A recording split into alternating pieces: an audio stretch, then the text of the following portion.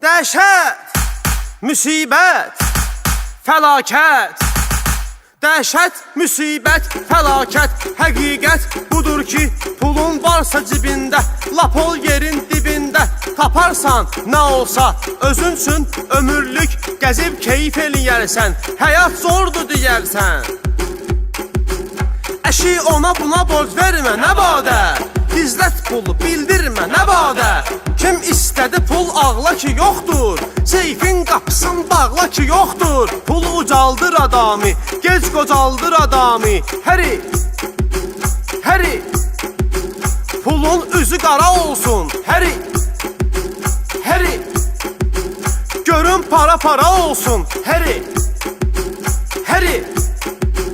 kasıbsan, ölərsən acından. Xan olsan, düşərsən tacından. Yox əgər varsa pulun can sənə qurban. Yox əgər yoxsa pulun vay halva.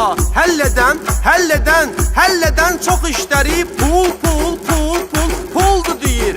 O səbəb aləm ona quldur deyir. Qız atıb getdi səni kül başıva. Ay kişi düz demirəm vay halva.